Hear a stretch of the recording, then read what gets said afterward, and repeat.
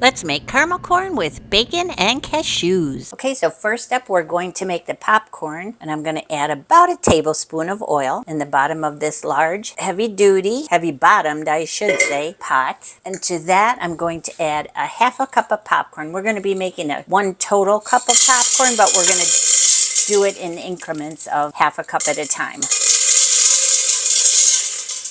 So that looks to be about a half a cup. Give it a good shake and then put the lid on. We're going to do this 2 times. I'm also going to add a little pinch of salt to the corn as it's popped. Better hurry up. I like to shake it a few times as it's popping. Just don't want any kernels to burn on the bottom. And here's the second pot of popcorn, just about ready. And now we spread the popcorn onto 2 foil-lined baking sheets. Okay, looks good. 2 nice sheets of freshly popped popcorn. You can also use store-bought, like a microwave popcorn, I suppose, or a bag of fully popped popcorn already. I happened to buy popcorn from a relative who was selling it for a school fundraiser, so that's why I thought I would go ahead and make this recipe today. Okay, and now this recipe calls for a half a pound of fully cooked and crumbled bacon. So we're going to crisp it up, and I'm going to do a quarter pound at a time, because what I'm going to also want to do is reserve some of the rendered bacon fat, because that will actually be going into the popcorn to make the caramel. So we're going to do this quarter pound and then another quarter pound, and see you back in a minute. Okay, I changed my mind and decided to do the full half a pound at one time in this skillet because there's plenty of room. Okay, one thing I don't think I said is this is a half a pound of thick cut bacon, and I believe it's hickory smoked. But you can use whatever kind of bacon you like. It doesn't have to be a thick cut, and it certainly doesn't have to be hickory smoked. This is just the kind of bacon I am using today. Okay, while the bacon is finishing on the stove, and yes, it smells very good in here, I'm going to go ahead and add 2 1/4 cups of cashews to the popcorn. So some in each tray. And of course I am not measuring because I love cashews, and oh well, if there's more than 2 1/4 cups, I'm not sad about it. So there we go. Now back to the stove to finish off the bacon. And if I forgot to say, these are roasted salted cashews. So yum! And now I will remove the bacon from the pan and drain it on paper towels. You can hear it, it's nice and crispy. After it cools, I will also crumble it. And I'm going to reserve those 2 tablespoons of the bacon grease to make the caramel. How often do you hear that? Bacon grease to make the caramel. Not often, but sure doesn't sound bad, does it? Okay, now moving on with a different pot, and with the heat on medium-low, I'm going to melt 2 sticks of butter, and to that, after that gets going a little bit, I'm going to add the brown sugar. So here's the butter. Now let me get the brown sugar. The recipe calls for 2 1/4 cups of packed brown sugar, and that is exactly what I have in this jar.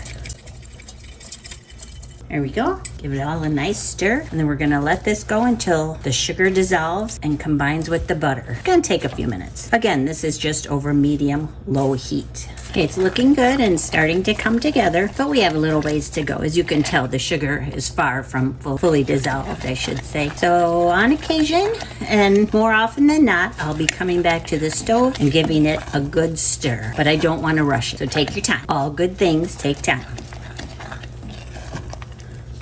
And now a 1/4 cup of pure maple syrup. That went right down to the bottom of the pan. That's why it bubbled up like it did. And that's okay, just be aware. Keep your eye on things and continue to stir. So a 1/4 cup of pure maple syrup. We're just about closing in on 250 now. 1/4 cup of light corn syrup. Again, keep stirring. We're getting there. Smells really good, you guys. What can be bad about butter, brown sugar, corn syrup, maple syrup? Oh my. Check back in a minute. Now I'm going to add a half a cup of heavy cream. Again, watch out for the bubbling, so long as you're aware, and be careful. There we go. Recipe calls for half a teaspoon of cream of tartar, which are 2/4 being added, and a 1/4 teaspoon of baking soda, The addition of the baking soda really did make the caramel puff up. Okay, we're going to turn the heat down just a pinch so it's safe. And a teaspoon of salt, kosher salt. Give it all a nice stir. Being careful, of course, because it's pretty full. All right, and now while the caramel is finishing, and yes, it is taking a long time, but that's okay, be patient. I'm gonna crumble that bacon from before all over the popcorn and cashews.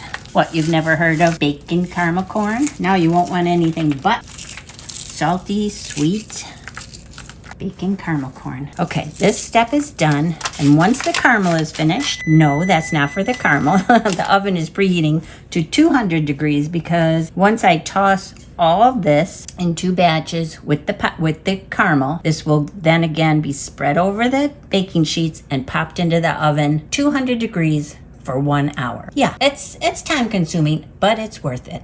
Now I have my giant size bowl, this old Tupperware bowl, 32 cups. So I will add the first tray of popcorn, cashews, and bacon into the bowl. And the caramel is now officially 260 degrees. It probably took about, oh gosh, good 15 minutes.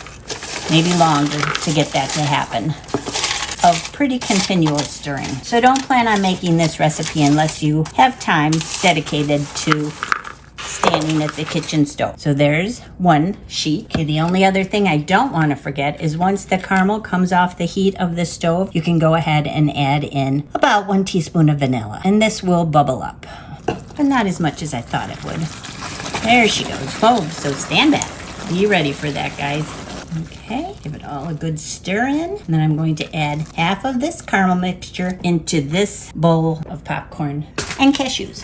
Carefully, I might add. Give it a good pour. Oh my goodness gracious, doesn't that look amazing? From there, my plan was going to be to put the lid on and just shake, but I think what I'm going to do is just stir. Yeah, I don't think it would shake too well because it's already clumping together, and that's okay. That's what we want. That's what caramel corn does. Looks good.